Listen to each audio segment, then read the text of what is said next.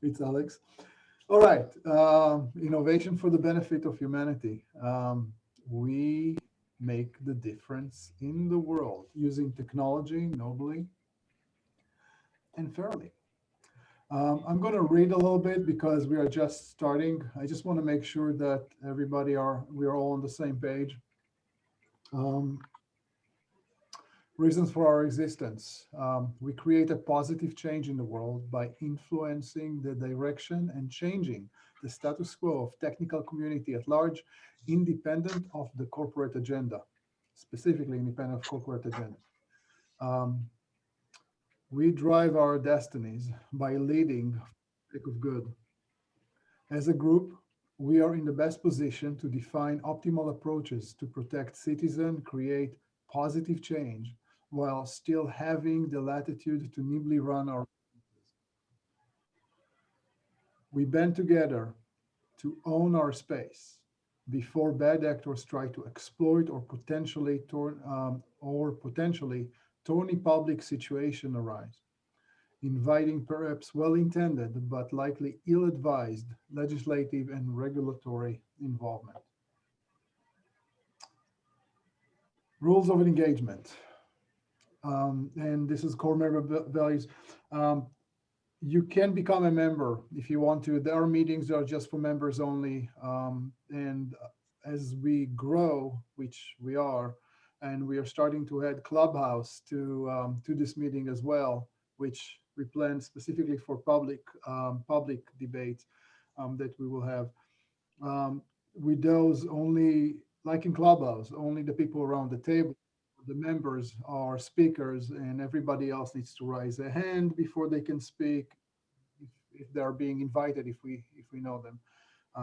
I participate in some Clubhouse meetings, and you can get thousands of people, which is quite impressive. So, but core values for members and rules of engagement. Members do not infringe on each other's privacy. What is discussed and shared in the meeting stays in the meeting. Any publication must receive approval from all members involved. Um, we are not here to disparage or criticize for the sake of doing so. We are here to proactive address a few questions such as identity, core problems and shortcomings. Sorry, identify core problems and shortcomings. What are the drivers leading to the current state of things? What can be done to encourage peaceful and positive change in all directions? And we will not discuss anything that could be considered antitrust or anti-competitive. Okay, let's talk about the agenda for today. I just did a welcome. Welcome, everybody. Reason for our existence, core member values, and rules of engagement. We're going to skip the roundtable check-in because it's members only, and we have a public meeting today.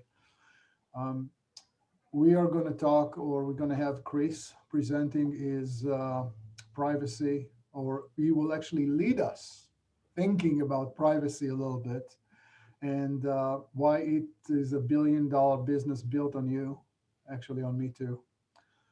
Then we'll do some next steps and what we plan forward and talk about our next meetings, which we have a few of those. One thing kind of like is to clear the table, because we have a long list of people, we don't want to start now with presenting every person in the meeting because it will take a long time.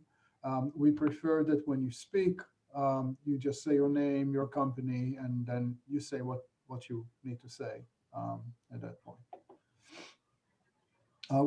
We are still keeping this meeting, even though public, in such way that everyone and anyone can speak. Okay, so today's privacy, and this is our first meeting about privacy. We've spent few meetings about security, which were phenomenal, and I'm still confused about security, but now I'm utterly confused about privacy because we didn't even start talking about it. And the reason I'm confused is I'm not sure when I say privacy and when any one of you say privacy, we mean the same thing. And I'm also not completely sure if each and every one of us hold privacy in the same level of importance or in the same regard. Yeah, Okay? I totally agree. I totally agree. And I can send something around that I put together because I didn't find a decent description and definition of what privacy is. So I expanded on it. I can send it around to the team if you want. If not, that's Please, fine too. please do. We encourage people to send, also to chat right now, and start to fill up with information. And I'll tell you, it's a very interesting meeting today, and Chris will tell us very soon how we engage and how it's going to play, because we want to harvest your genius into this call. It is not just what the speaker or myself or any of the members is saying. It's all of us here as a team, and we are team players. So we'll see how it works. Chris will explain. So I don't want to take it from him. So let me tell you why I'm confused, okay? Because let's start with the fact that we've got a lot of people who think about privacy and created even a privacy manifesto, and I'm sure Excel got a chance to read that one too, and he has his own thoughts about it, like each and every one of us. The internet today is barely more than 2 decades old. That's a quote from this manifesto. We are still like the online equivalents of clothing and shelter. All social, economic, and political graces arising from personal privacy require personal independence, sovereignty, and agency over what others can learn about us. Now, I ask, my big question is this even true? I see it in front of me, and it might be true, it may not, and not all of us agree with what I'm just saying. So what I'm saying is just somebody else's opinion or a large group of people opinion. It doesn't mean that it's going to be our opinion or this is the conclusion that we are going to come to. Through anonymity, personal privacy is a public grace. Well, great. Um, it's why we don't wear name tags when we walk down the street. And in some of what I'm saying here, I agree, but not all of it. So this comes from the Privacy Manifesto, which is an open to the public. It includes 34 points, which are all fascinating. And in the prefix, it says, point number 1, new laws risk putting regulatory cart in front of the horse of tech norms. And I'm asking, is that true? I don't even know that this is true, and it's there. And the other thing is, existing law may be enough at this early stage when, and I truly agree with this one, there is little tech to lock our personal data barns. Very little tech. And that's an opportunity because we are all techs around the table. And some of our understanding about it will lead each and every one of us, either by himself or herself with their firm, or us as a team or subset of our team, to create new tech as a result of these discussions. And I encourage all of it. There are no limitations here. And this is why the rules of engagements are important. That if there are few people engaging that, I would expect us to have all those people engage in whatever we want to harvest from this engagement. Okay, just that. Let me talk about Chris. Chris is going to lead us with his presentation and then later on in his talk. Chris is one of our founding members, an inventor in areas of advanced authentication, anomaly detection, and fraud prevention. Chris has also spent several years working in both Amazon and Wells Fargo, leading a privacy and fraud and cyber defense sectors in those prospective companies. Chris recently started a new enterprise focused on designing and developing a new app, AI-based solution to help seniors live more independent yet connected and joyful lives. I love Chris. And Chris, thank you for taking the time and presenting and taking this opportunity to present to us. So you have the stage. Great. Well, good morning, afternoon, and to the lucky folks in Barcelona, good evening. I'll have to figure out how to. I actually had tickets 2 weeks before shelter in place took effect last March, so I am definitely jealous. So let me share my screen here. Give me 2 seconds. Can you share? Nicole, can you share? It looks like oh, no, it's been disabled. Yeah, can you let me share? Nicole, make him a co-presenter, or I can make him a co-presenter. Okay. 2 seconds. I think Shmuel, you'll have to because you're the key host. Okay, Chris, you are a co-host now. All right, I feel the power. Excellent. We got it. All right, let me go full screen. There we go. Okay. Still loading on my side here. Yeah. Okay. Well, I had sent you the presentation, so if you want, you can send it to the rest of the team. I don't have the number of attendees and the name. I will take care of it, Excel. Okay. All right, great. All right, well, let's get started. So as Shmuel said, and I saw a lot of nods going, that how each of us may define privacy can differ from where we're coming from. And, you know, with myself, my background in both fintech and e-commerce, privacy was always wed to the term security. So I always think about privacy and security. And, you know, we spend a lot more time talking about worries around data breaches and data exfiltration than should we even be collecting certain data XYZ to begin with. And I think that's where the more nuanced discussion comes. So that's one point of view. Shmuel has his point of view, you all do. And I will say, Shmuel, anyone's worked with him and see him get really passionate about something, I think privacy is where his face lights up. So as we were talking about this discussion today, we realized we didn't want to lead anyone in the sense of leading the definition of privacy or leading a slant to it. We really wanted to get the wisdom of the group. And so that's the intention today.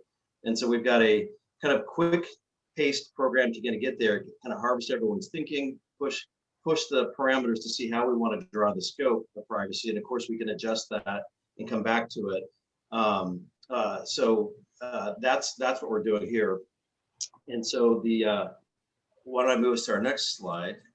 Yeah, so when we think about defining this, we do have a mission, right? We have a mission and a responsibility, a fiduciary responsibility as what this group is setting out to do, to use tech to do good, right? In shorthand. And so that will, you know, I think that's going to shape what we consider inbounds for what we want to go after versus things that might be interesting and we talk about. So how are we going to define privacy? And Axel, I haven't seen what you sent yet, but maybe you can chime in when we get to this. I'm going to talk about this really quickly, spend 1 minute on how we're going to march through this with a little bit of order. So, you know, kind of what we're going to do right now is look at a definition of privacy on the next 2 slides, get some feedback on that, see if we can come up with something that we all feel is workable. It doesn't have to be just perfect yet. And then really the second bullet or second box there is really understand what top of mind issues are coming to you all as far as issues, concerns. And then the third step here, we're going to do this dynamically, and I'll explain that on the next slide, is we're going to look at what the group has said and prioritize and establish scope of the opportunity for this group. And again, this is a living document we'll be looking at. We can come back to it, but we're going to leave this, our goal is to leave this conversation with a reflection back of the conversation, including prioritization. Shmuel, looks like you want to say something. Yeah, I want to say something. Yeah. So throughout this presentation, we would like all of you to participate by going to your chat and actually type in all your thoughts, whatever you think about it. Like, what's your definition? What's your concern? What are the things that are important, et cetera, that you want to bring? And Chris, in the next slide, is going to give you also a little bit more parameters to think about as we go. But throughout the presentation, we'll try to provoke you to think and to speak. Yeah. So my apologies, we are not trying to do anything else but to provoke you. So let's go. There we go. So Shmuel, that's a good seg to this fourth square here is we want to go deeper in subsequent sessions on what the team considers high criticality and high impact. So as Shmuel said, when you're tagging your items in the chat, if you think you have a high, and let's look at what that could look like. So I've just flashed to just a very simple convention, right, of thinking about the magic quadrant in the upper right. So on the x-axis, if an issue you're thinking about you feel is highly critical, that's one to bring up.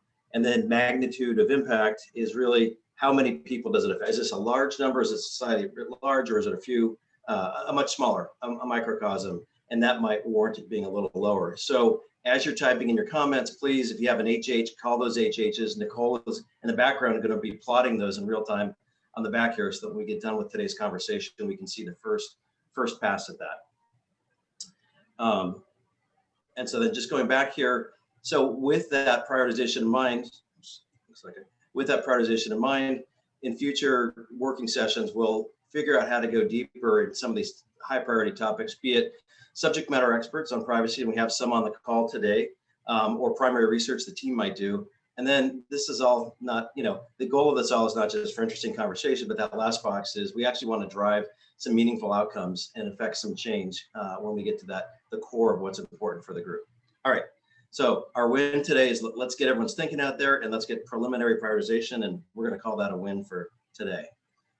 All right, so, and Axel, please again jump in with what you have, because I haven't seen that yet, but what I did here was found a base model, I'll call it, of privacy more from an industry point of view, and this is from the International Association of Privacy Professionals, but really taken from a data and kind of a corporate perspective. Data/information privacy is focused on the use and governance of personal data, things like putting policies in place to ensure that consumers' personal data and information is being collected and shared and used in appropriate ways. So I'm going to pause there for a second. And I threw something at the bottom there, which is when I thought about this from the consumer or the individual's point of view, which of course we have to be walking in those shoes too. Any definition I looked at was pretty much this definition of what, stripped down of how an individual might think about this. And it's really the right to be left alone, if you want to be really blunt about it, the quality and state of being apart from a company or or observation. So kind of a corporate view and an individual's view, and I'm going to pause, and I would love to hear in chat or in voice what folks think, what's missing. This was again meant to be kind of a stripped down base model. Right. So I have that in my presentation. I don't know if Shmoo sent it around, but basically I went out from the same premise and saying, okay, let's have a look at Merriam-Webster's, and that definition is utterly it simply isn't complete, and it doesn't even describe anything that is needed to, in modern times, figure out what the hell privacy is. So I think this definition is so weird and so wrong that I took it apart, because it's just not applicable. In my opinion, it is very simple. Privacy is very simply the right to determine the fate of the information to an individual by that individual. If I own the information about me, and I'm not saying raw data, I'm saying raw data plus all of the stuff that was derived from it. If I'm in control of all of the information about me, then I have privacy, because I can then say, hey, this part can be published, I don't care about it. This I don't want to be published. So it's basically my control over my data or the stuff that others have collected about me, and where they took a derivative of the data to come to conclusions, right? If I have control over that, then I have privacy. If I don't have control over it, I have no privacy.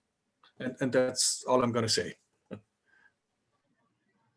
Thanks, Axel. And that actually plays in, we've got a few topics toward the back to get people kind of thought starters, and one's on transparency. And when you were talking about derived information too, right? We don't even know how our information is being used to manipulate us or serve certain things up to us or not, redlining. So great call out. So the gist of what I heard, Axel, was kind of right to determine the fate of the information about you, both primary and derived. Is that a good reduction of that? Okay.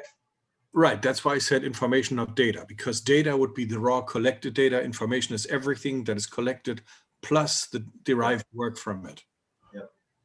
And again, my comment is, let's get it on the chat as well. It's like this kind of definitions and information comes from the team. Don't hesitate, just share it with us, because we're going to remember all of it. And this is just the first meeting in a series, so there's going to be a follow-up. We don't believe we're going to conclude anything today. Yeah, totally. What about anyone else? What's showing up for them or what not showing up? And then let's use Axel's. I mean, again, this was really meant to be a pivot point. So I really like, Axel, what you said there. What are other folks? Are there any other ads, any difference of opinion? No, but I like the fact that we're bringing up security here as well, because security, safety, privacy, they all tie together, right? They're different things, but they tie together.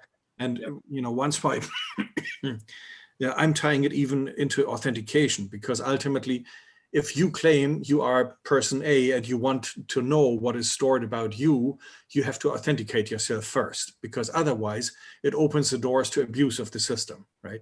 And so authentication plays into that as well. So I like the fact that the Fourth Amendment is there, because it's in the Constitution, but the Constitution was written a little bit before the internet came about, right?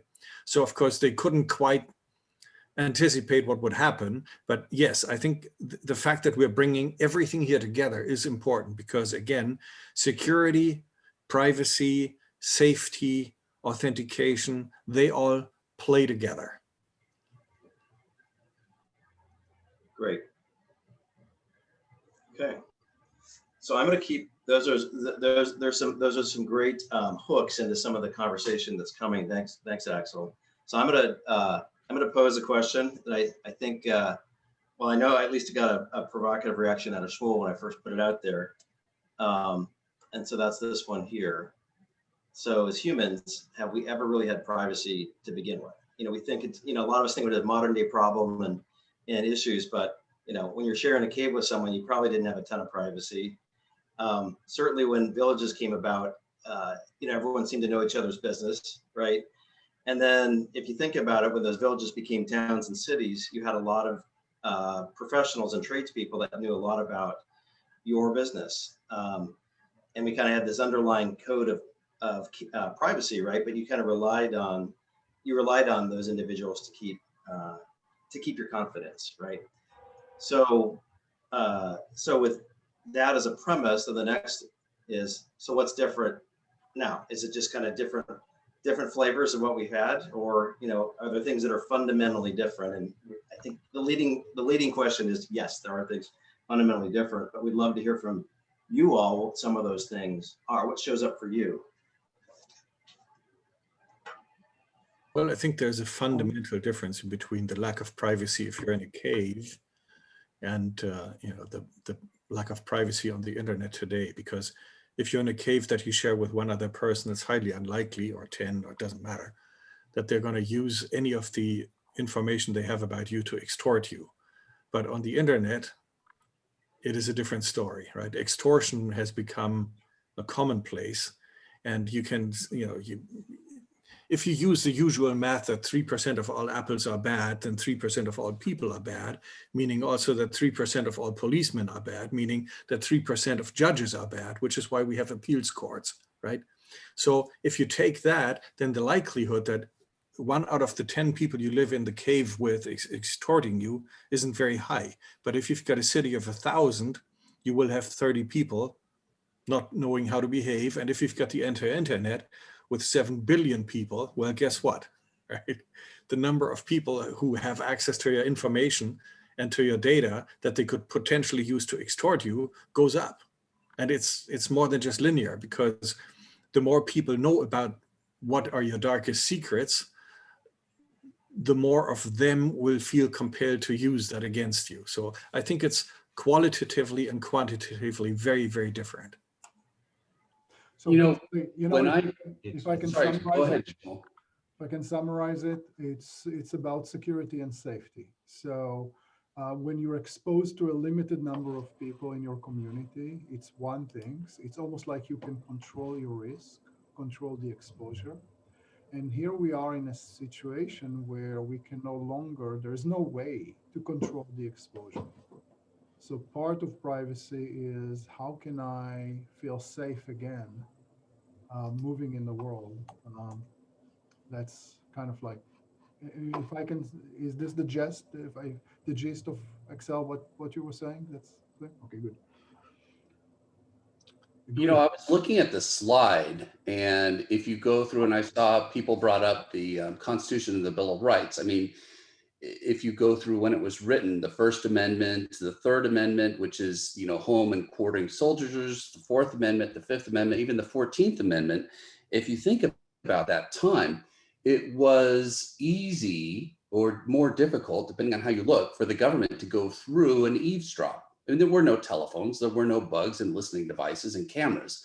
So really, that's what we're looking at, is quartering of soldiers. If you look at, given the Constitution, which people are citing, and privacy different and now than in the past, that's what we were looking at before. And as it's accelerated, I put in something from the Universal Declarations from the UN in 1948 about that. And then I know we've exposed forward into that with our discussion of privacy now, but just going through the past and looking how it's exposed, that's what I was looking at with the slide, especially in light of the Constitution and the Bill of Rights that people have cited.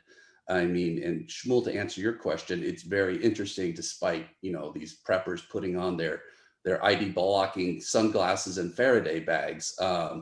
You know, it's interesting, especially in light of what China has done. And I'm sure we'll get to that with our social currency. Well, it's, I don't know. I spoke to Chris, and Chris was saying that he didn't see, there isn't a federal law that protect our privacy. Yeah. Yeah, I think I had a miss on the Fourth Amendment. And Lee, thanks for bringing that up. And I have it a little bit later. What I did find, and it was what you were kind of saying too about protecting from government eavesdropping, is there was the Consumer Privacy Act of 1974, so a federal mandate. But that's really not a but that was written to protect the average citizen from the government mishandling their information. So it has no provisions for corporate enterprise or even person-to-person breaching of confidence. It's really protecting you from the government. And that was 1974. So I certainly, and it's let's have this conversation certainly organically. That's good. What I was finding more recently was nothing federally. It was more states' rights, or where some of this, if you'd argue there's a void in protection for consumers, that's where it's really coming through states' initiatives and not from the federal government, at least not for the last few decades. So it is our intention to bring someone from the law side to present in the next few meetings to make sure that we cover that space appropriately, because I do want to know if any of my privacy is being protected. But again, what is privacy? What am I trying to protect? Is this we'll get there. I'll just stay quiet. Once we define privacy, we can figure out if we're being protected or not, and be worried about it later.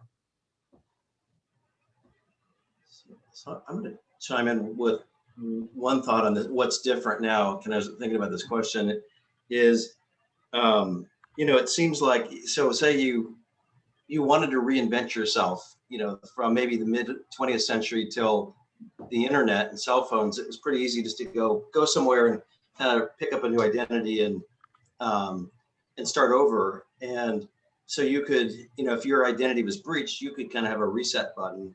And when I think about this now, and our identities are tied to us as physical entities now, indelibly or inextricably linked, rather, there is no reset button. If you're breached as an individual, or you're compromised, I don't see the same kind of ability to start fresh or start over.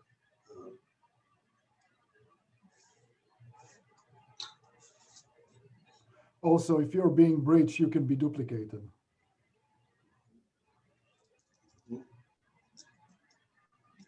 All right. Anything else before we move on? We can keep it moving. Okay. Let's go to the next slide then. Let's check.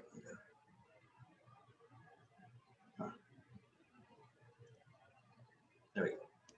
All right. So, kind of thinking about ways we can have continue this discussion. And this is just a framework. It's not necessarily the right framework, but a framework. Thinking about the main actors that might be involved in the ecosystem here, and bad actors excluded for the purpose of this slide. This is really kind of the air quote legitimate actors. You've got government, and we were just having that conversation a minute ago, that ultimately wants to protect us. There's certainly some provisions, albeit dated, in the Fourth Amendment, You know, and we've got what we just talked about, Privacy Act from 1974 to protect us from them. And then we've got COPA, right, which is really important to protect kids online. But there, you know, I think arguably, at least at a federal level, there's not a ton of involvement. And as Shmuel said, we'll bring in folks to really have that conversation subsequently. But then in, you know, commerce, if you think about what's in it for the company, the more they know about an individual, the better the value to them, right? So it's product you, product us. And Shmuel uses this analogy, which I think is perfect, which is that, you know, if you look at a forest full of trees, those are less valuable, you know, climate aside, but commercially valuable than 2x4s that have been processed and sitting at the lumber yard, right? And so there isn't a lot of logging regulation, I think we'd say, you know, wood logging. So if you think about the US, it's like, are we the Amazon basin, which is being clear cut and burned, you know, at alarming rates? Are we Costa Rica, where we have some regulation and some moderation of that, but there's still some harvesting? Or, you know, I don't know that anyone would argue that we're the Sequoia redwoods that are protected, you know, forever and up in Humboldt County. But kind of thinking about where we are, right? And when I say we in the US, but you can even say within California, right? Because a lot of the companies that would be subject to this discussion, to provisions around better consumer privacy, are located in California, and certainly would be setting a tone for big parts of the globe. Well, I mean, I have to throw my opinion in here, because yeah, please. The fact that we're a little bit individualistic led to a whole bunch of consequences that nobody really wants, right? So let's say you apply for a loan, mortgage or whatever, it doesn't matter. You automatically authorize Equifax to collect your data, right? I have never had a contract with Equifax directly. Nevertheless, my data was involved in the breach, right? Had this been a federal entity, not a private company, it would have been different, because very simply, they would have been under the jurisdiction of law. Whereas Equifax said, well, if the penalty against us is too stiff, and I did the math on it quite a while ago, right? 147 million accounts breached. If each one of them would have cost $1,000 to fix, would have been $147 billion fine. So the company simply said to the presiding judge, well, if you do that, we declare bankruptcy and that's it, we're done, right? So that's part of the problem that we need to address, because again, security, privacy, all of these go together, right? And believe me, I'm mad as hell that I never signed a contract with Equifax. Nevertheless, they disclosed my data.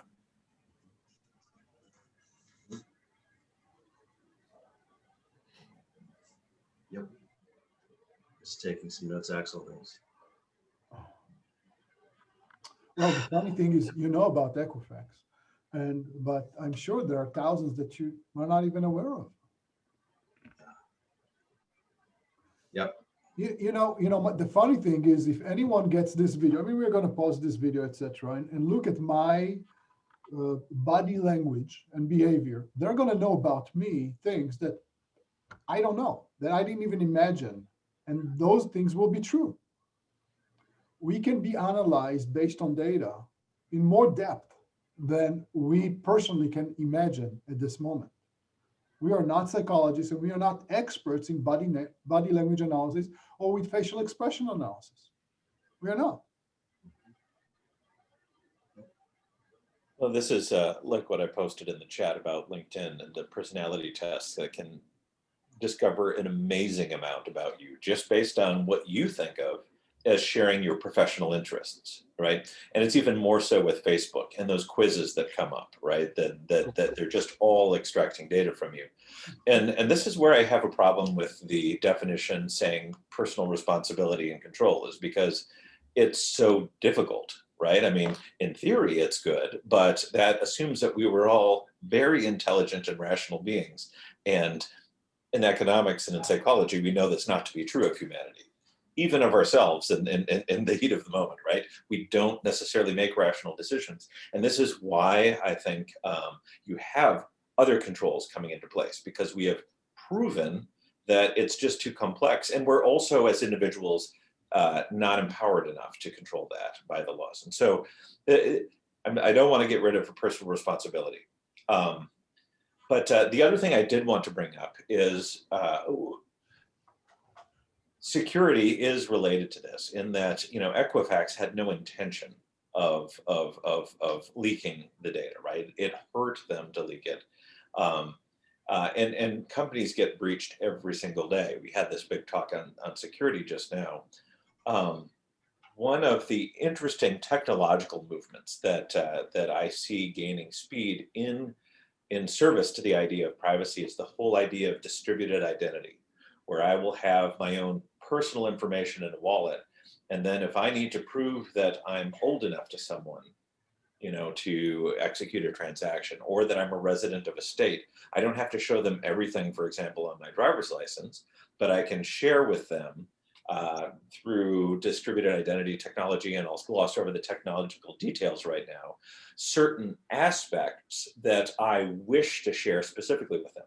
So instead of sending them a copy of my driver's license, I can execute a transaction that says I am a resident of such and such a state, for example. Yeah, I understand what you want, but you cannot get that with distributed identities.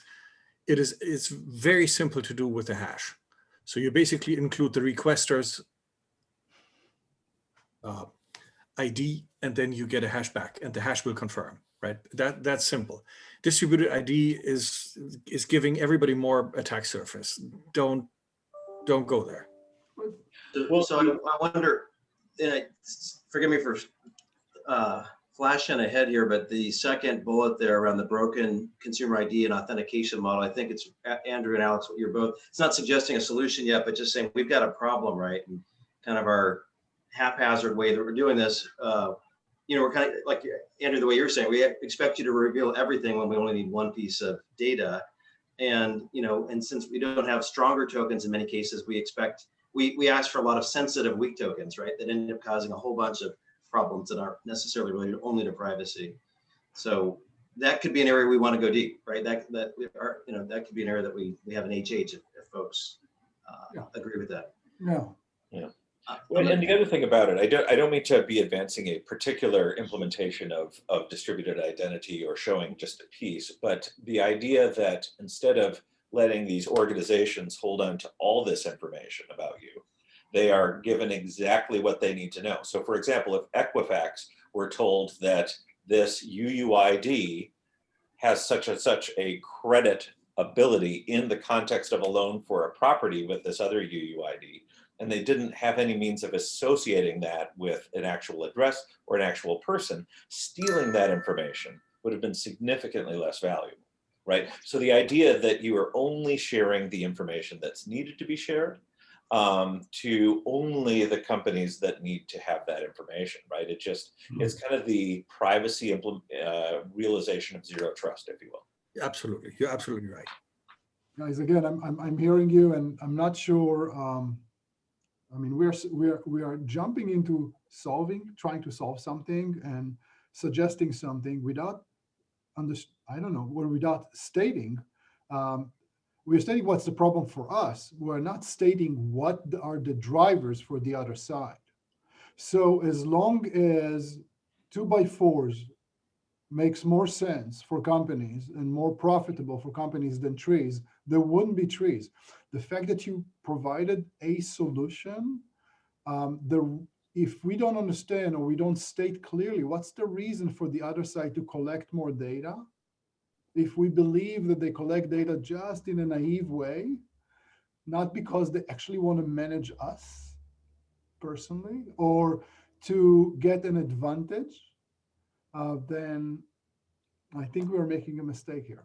And there's, a simple example. What do you think a 2 hour a day with the most populated, most popular people in the US is worth for Apple? I have a number for you. They purchased a company to help them do that for $30+ billion. So there is a different need that drives the agenda, not only credit and management of financials. There are other needs, and we need to understand those before we kind of like state what is one or other solutions. And it might be a group of solutions, not one, that actually help us control what's going on, if at all. I think that's a great point, Shmuel. I would draw the following distinction, though. There are some companies that are forced to hold on to more information that they would care to because it opens them up to a breach type like Equifax, right? And I'm not making a judgment one way or the other on Equifax, but let's just presume that they had to hold on to it because it's the nature of their business as currently enabled. And then there are other companies, for example, Facebook, where you are the product, or Google, or whatever, where they want to collect information in order to monetize it in ways that people haven't necessarily agreed to with knowledge, right? So there are both things that happen here, and I think we need to realize that maybe different problems have different solutions.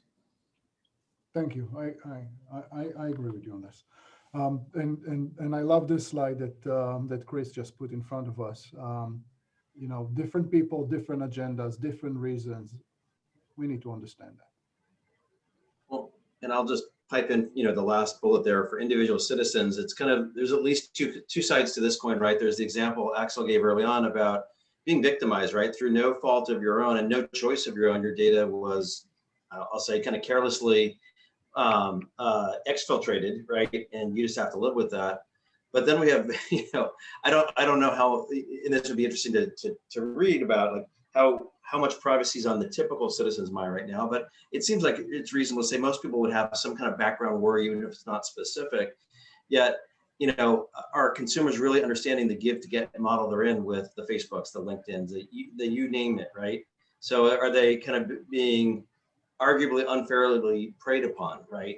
And they're viewing it as connection and convenience, but there's a lot more going on that they don't know about, or maybe some don't care about.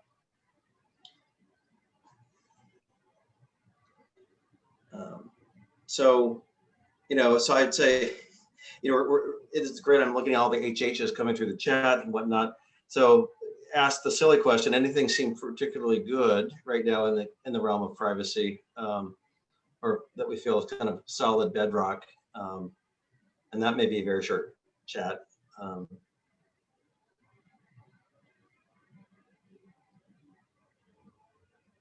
So then we've been talking about some of the challenges there, and I would say that one of the bads are just the business models have been set up with the incredibly powerful companies that we all deal with, right? That really trade on having access to this data, both explicit and implicit, or derived, as Axel said. And that has to stop them from doing some of the right thing. And one of the discussions we have a little further on in the deck is around CCPA, what was voted in California back in the late fall. And it was an alternative to something that had been on the ballot longer and aimed to do a lot of the similar things is what got pushed through ultimately, but it was the thing that got pushed through was backed by big tech companies. So I haven't done any deep study on that, but I sure as heck want to know what those key differences were in the original initiative and what got Facebook's attention and Google's to kind of push in at the last minute. So I'd suggest that could be that my pivot there was off the conflicts of interest, so we can chat about that. And then the last one here, anything on fire, anything that we haven't, someone has an HH yet in the window that comes to mind as we think about these things that we really need to look at now. Well, one thing is I think about us with regard to the internet. We want the internet to be democracy. We want to be able to. So when you browse the net, you put a name in that. Let's say you put Chris Clausen, and you browse the net for Chris Clausen. I would be hopeful that I would get the same results on my list that you get on your list. The reality is not. I would get different results than you get. And it has to do with what I did last night or what I did yesterday on the net and what I was looking forward to doing, etc., etc. Who are my friends? What is the psychological profile that sits on the net with regards to me and my financial profiles and who knows what else? And that is kind of like an issue because on one hand, we have net neutrality that we're all pushing for. And on one end, and on the other end, we have absolutely no way of controlling this type of behavior, which is we will feed you what we want to feed you and deal with it. Yep. Now it comes from a private company. Yes, Google is a private company or public company, but it's a company. It's a corporation. Or somebody else, Yahoo, it's a corporation. Yes. They own the databases. I cannot force them to give me the same thing that they give you. There's no way for me to do that. So without laws or without clarifying that, and it does impact their financials, because if they show me something different, they may make less money or more money as a result. So they need to manage it, and this is part of their business model. So now we're getting into laws that are interacting with the best interest of corporations. There's too much conflict going on when it comes to privacy. Too much conflict. Yes, Shmuel, thanks for that. And I pulled up just a few thoughts we had on net neutrality so far. I mean, this is the cover, is really bare in this. There's so much more we could add to this as a group, and that's probably a good seg for. Let me go back. There were as we were just thinking about a handful of kind of overarching topics here. I thought we'd kind of pose it to the group. Let me go back. This list here of, if you think about the biggest chunks, if we were going to chunk up privacy, and so this is not all inclusive, this is where it would be great to get some input too about what is missing from this list or what might you cast a little differently. So what follows in the deck are for many of these a one pager on some of the straight thoughts and thinking on, so for example, transparency, which keeps coming up in the background in our conversations today around data collection, sharing, compilation, and usage, including how you're manipulated or presented things with algorithms. Consumer exposure, there's a bunch on that. That's a huge one. Around consumer behaviors, rights, options, and education. Shmuel, you just talked to us a bit about your thoughts on net neutrality. I think we've all agreed that a deep dive on some of the legislation, particularly some of what's out there already, but some of the newer things that have just been enacted and some of the things pending would be interesting. Corporate accountability, right? Axel and many of us part of the various breaches from the last few years. What are the data stewardship responsibilities? And Axel, I think you've made the point of it. Even the hundreds of millions of dollars fine are mere pittance, given the revenue that these companies make off that data. So because of them, we're all kind of in this dirty ecosystem, right? Right to anonymity, data appropriation, amount of collection, intention and use around data. And then, Shmuel and Alex and I've kind of bounced a few ideas around some situations that are these really privacy violations or not, and kind of gray areas. So again, this is kind of a thought of like a way to kind of think about the big chunks, if you will, and it doesn't have security on this, which would certainly be a piece of that. But is there anything else as you think about this that you either add or maybe think of differently than the way it's been portrayed here?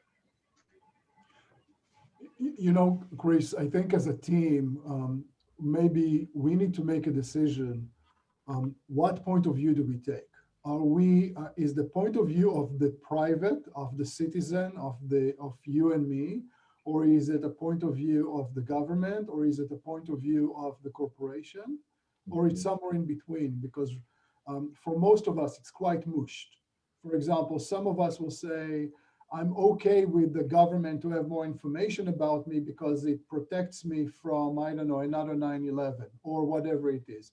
And some people will say, no, I do not want to give the government anything. This is not their privy. They should continue to work in the dark, and it's their problem to save my ass when an airplane is dropping on my house, and so forth. There are all sorts, there's like large variety. And I wonder if we want to take, the position that we are taking the side of the citizen, and everybody, we are basically against everybody else. It's the citizen privacy. It's you and me privacy that needs to be protected. Yeah. Yeah, but I think it's more of, oh gosh, what do they call that? Like, I see it as a phase chart, where you have gas, solid, and liquid, and it moves around each depending. I think, yes, we need to protect the citizen's right, but we also need to stay competitive in the world marketplace. Otherwise, it won't matter if we're private. We won't make any money, and we won't be protected, and we'll be overtaken, right? I mean, in the global perspective of things. So I think you have to look at the government's interest, the citizens' protection, and then the corporate business. I mean, we need to stay globally competitive, but yet protect our own rights. So I think you have to consider all three. Now, which way you want to lean, I think, is greatly dependent. And I'm probably saying everything everybody's already thinking of anyway, but I personally don't think you can take any one position and push that agenda and yet remain cognizant at a high level of where you stand, competitive in the world marketplace. Thank you. I like what you're saying, Lee. Thank you.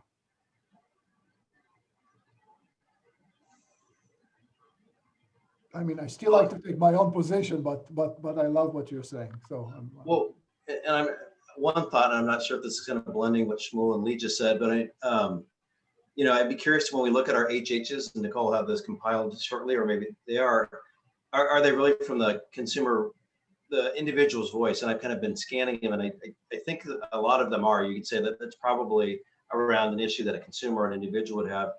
So I wonder if kind of we're kind of first person for the group that doesn't really have a voice in commerce or government right now. It's the individual citizen, but obviously we're all smart, pragmatic business people. We whatever we're thinking about would have to also be considering those other two facets, commerce and government, to get any play on something or get any buy-in to actually move the needle on a piece at a legislative or at a good conduct level across companies. So I'm wondering if the perspective on the issue call out looks a little more right now like consumers, but keeping the other two as fast followers in our mind. I don't know if that's helpful or not. The other alternative, we can play a couple of these out in the subsequent discussion on looking at some of the HHs and say, how would this look, right, from each of those three seats? If this is the issue, is it an issue for all three? And if not, or if it is, then how does it play differently? And are some of the, and maybe there's some tensions there that are just, they're there, and we have to think about how we might, are there opportunities to move something or not? That's just a tension that has to be there with two different goals.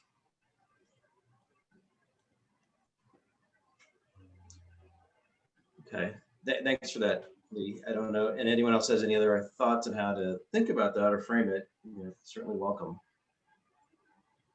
You know what, personally, I think you might as well push back on the citizens thing. With corporations grabbing more and more data, even in IoT and Bluetooth things, and they're streaming it. I mean, I'm looking at all these things. And then you have potentially the federal government blocking people going in between states, which is a fundamental right, I think, the right to travel in between states, and blocking state lines depending on your COVID vaccination, which means clearly they're tracking us anyway, and whether you can or can't travel internationally. I think it might be a little safer to push on the individual side, given that we've already seen the other two pushing back. That's just my personal opinion as to what's been happening within the last year and the last couple months, in the United States and globally. Yeah, as I said, I agree with Lee, and I will continue to push my personal agenda here because I'm concerned for my safety. I'm personally concerned for my safety.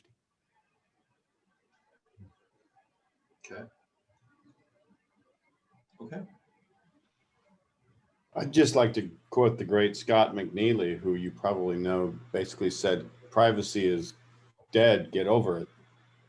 Right. And there is some truth to that. And part of the discussion, I think, needs to center around the revelation that even if we have access to emerging tools to protect the ongoing discovery of and collection of and misuse of our data, certainly a critical mass of that data is out in the wild and never to be retrieved. So one of the things I'd like to hear is the conversation about what do we do given that this data may not actually be protectable, and what can we as sovereign individuals, what kinds of technology or attitudes or ways of behavior can be brought up to make the best of and get get our sovereignty back as individuals amidst that lack of privacy. Well, I mean, if you look at GDPR, that in fact already stipulates that if you contact a company, they have to tell you what they have about you, and upon request, they have to delete it. So GDPR has already implemented all of that.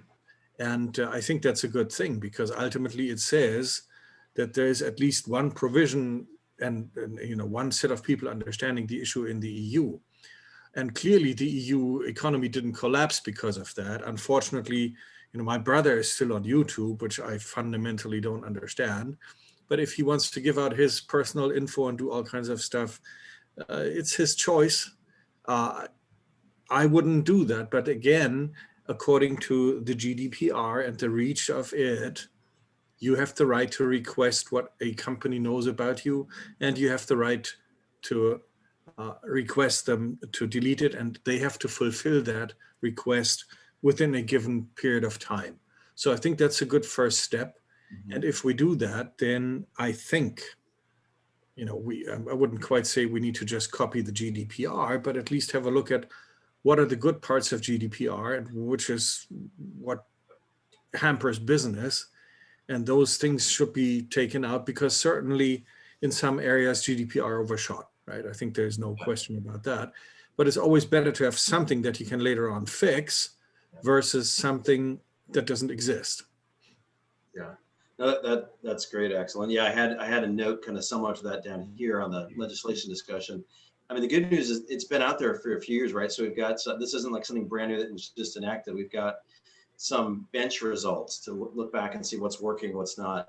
I will tell you, without naming my past employer, it is really hard to, some of what GDPR gets at too, like, proving why someone may or may not have been approved for something or shown something. So getting into your algorithms and your machine learning, and that's as I was exiting one role, that was a real challenge to prove that to the regulators. And that's not a reason we shouldn't ask for it, but there's some very straightforward ways to comply with a law like GDPR, and there's some other things that are pretty layered and intricate.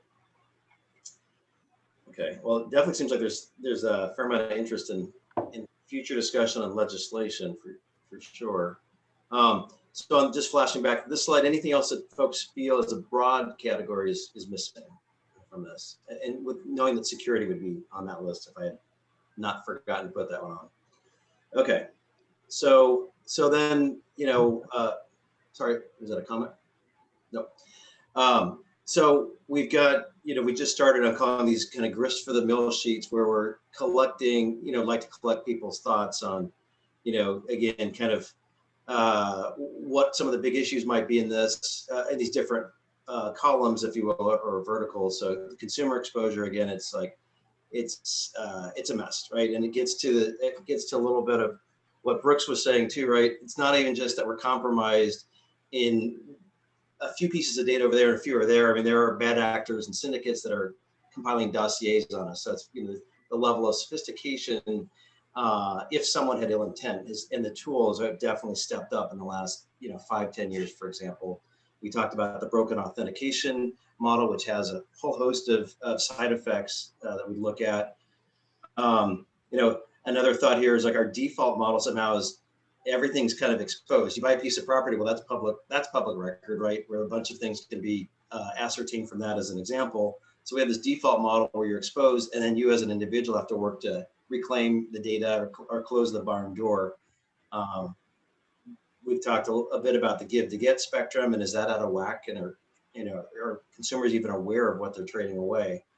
As an example, Shmuel, you brought up this point recently that quant computing is really sped up, but is the fact that we're not as fast as we will be, is that saving some of our privacy as far as amalgamating this data and bringing it together. So we may just be on borrowed time for this before this gets worse. We are on a borrowed time. It's very clear to me.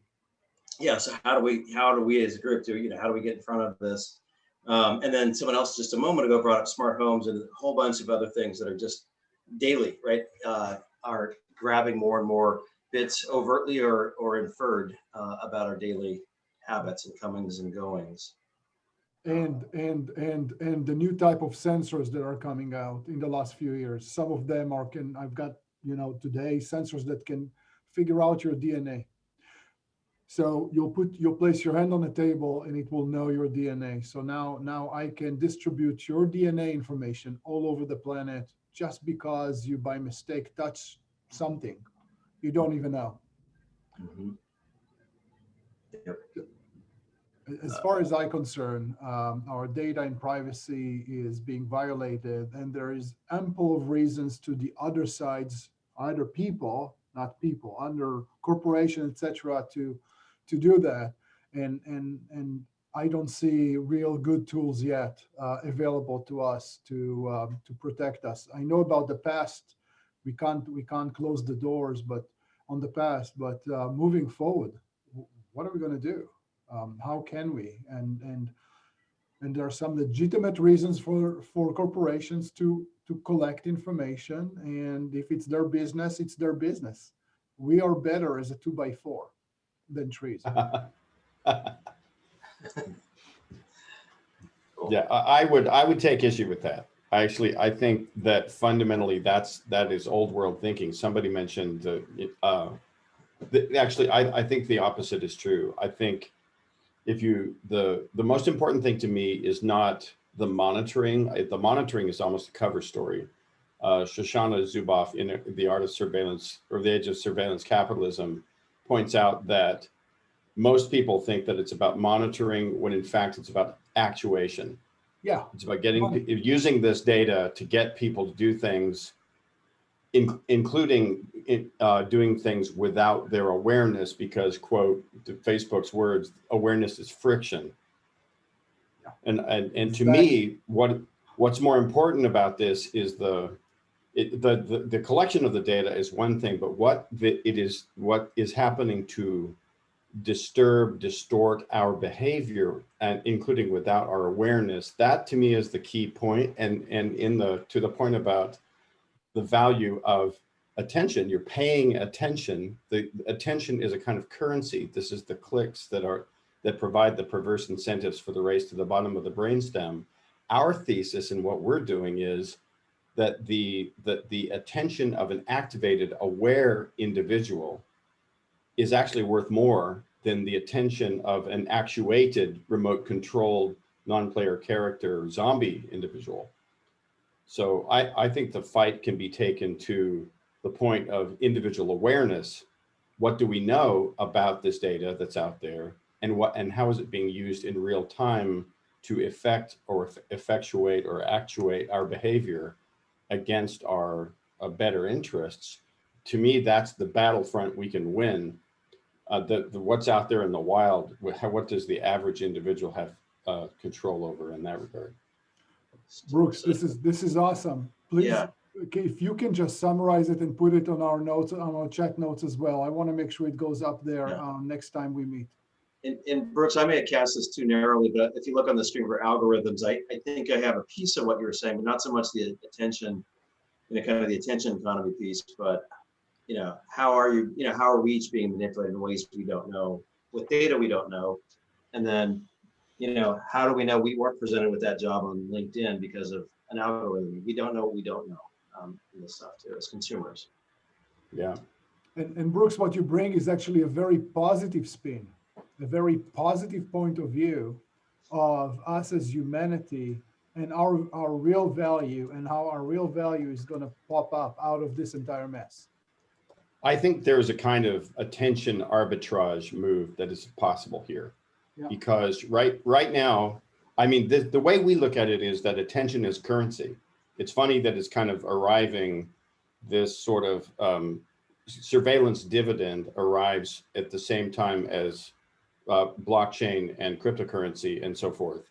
our view is that attention is a kind of currency, and that in fact, the whole point of getting people to act limbically, the limbic hijack, so to speak, to get people to click on things because that rings the cash registers, that has devalued, that's debased the currency of attention.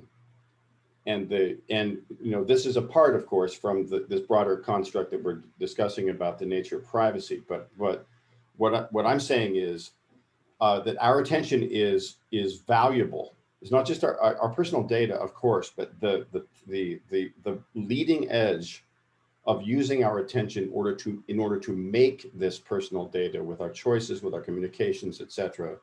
That is a kind of currency that is being extracted from us as individuals and then employed to ring the cash registers of others or to affect the agendas of others.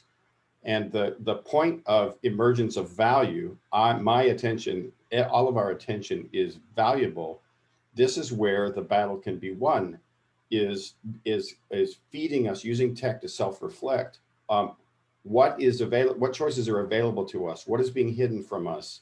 What opportunities, what people can help us, the lighting up of what is being hidden from us, and guarding our original ownership of the authority and origination of our attention currency, and being able to directly benefit from the paying of attention that we do.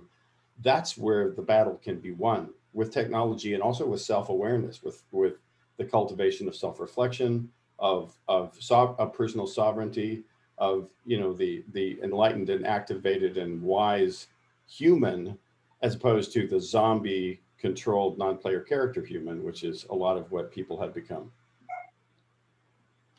Thank you, Brooks.